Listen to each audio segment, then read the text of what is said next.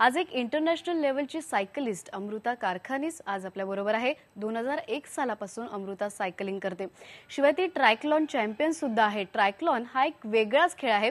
काय आहे हा खेळ आणि अमृता या खेळाकडे कशी वळली हे आपण तिच्याकडून जाणून घेऊया। तिच्यासोबत गप्पा मारायला भक्ती आपल्यासोबत असणार आहे। भक्ती, खरे श्वेता, आता जसं आपण बघितलं की सौरभ ही पहिली इंडियन आयडल ठरली, तर एक नक्की झाली ही गोष्ट की मुली कोणत्या क्षेत्रामध्ये मागे नाही आहेत। आणि आज आपल्याबरोबर अमृता आहे। अमृताचं खास वैशिष्ट्य म्हणजे इंटरनॅशनल लेवलची सायकलिस्ट आहे आणि मुंबईमधनं ती एकमेव लेडी सायकलिस्ट म्हणून सध्या काम करते। आणि आपण तिच्याकडनं जाणून घ्या की स्विमर ते सायकलिस्ट हा तिचा प्रवास कसा झालेला आहे।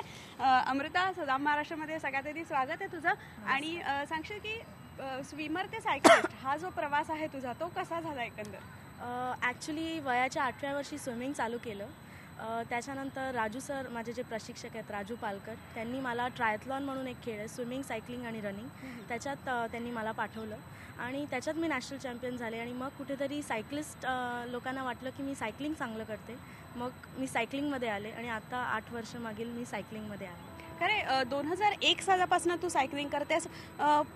हा जो प्रवास सुरू झाला म्हणजे सायकलिंग करताना तू कधी डोक्यात ठेवत होतास की मी आता इंटरनॅशनल लेवलची सायकलिस्ट होईन किंवा मला त्याच्यासाठी काय काय एफर्ट्स घ्यावे लागणार आहेत, असं कधी कुठे डोक्यात होतं?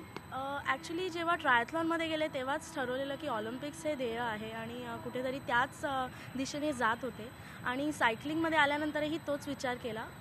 तसंच प्रयत्न चालू आहेत अजूनही।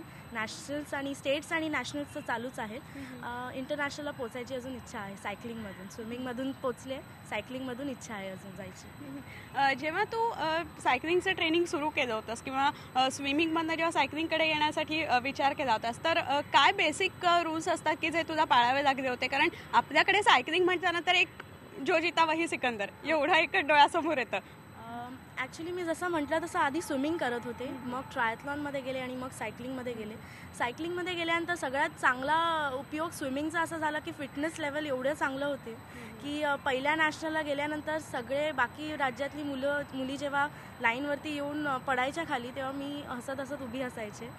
तो एक फरक वाटला आणि सायकलिंग एवढं आवडलं ॲज अ पॅशन, कारण लहानपणापासून सायकलिंग आपण करतोच, म्हणजे साधारण रोज आपल्या एव्हरीडे लाईफमध्ये सायकल हा प्रकार असतोच।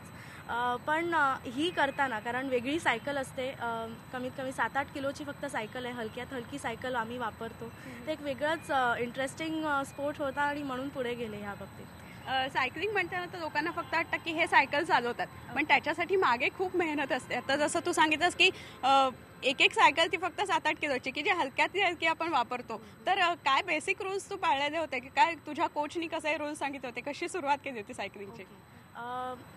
सायकलिंगमधले माझे कोचेस म्हणजे 3 सायकलिस्टच आहेत, मितेन ठक्कर, दुर्गेश पंडित आणि चिराग बलसारा।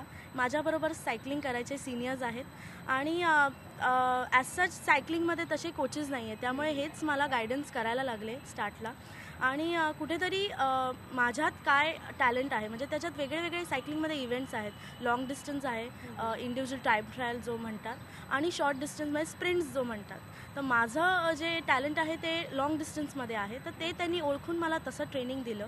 आणि देन कॉम्पिटिशन वाईज म्हणजे वन ॲट अ टाईम आम्ही काय सुधारणा करू शकतो ह्याच्यावरती ॲनलाईज करून आम्ही पुढे जात झालो। आणि मी 2005मध्ये नॅशनल चॅम्पियन झाले, तेही ह्याच इव्हेंटमध्ये, इंडिव्हिज्युअल टाईम ट्रायल। जसं मी मगाशी सांगितलं की अमृता, तू मुंबईमधनं एकमेव लेडी सायकलिस्ट म्हणून जातेस।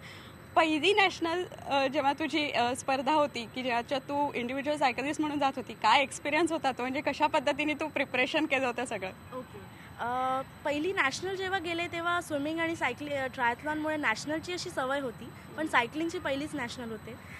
सगळीकडे मुलंच होती जाताना, पण जास्ती मुली ओळखीच्या नव्हत्या। महाराष्ट्रातल्या तशा वेगळ्या भागातून मुली आहेत, पण मुंबईतली मी एकटी असल्यामुळे अनोळखं होतं सगळं। एक वेगळाच एक्सपिरियन्स होता त्या नॅशनलला।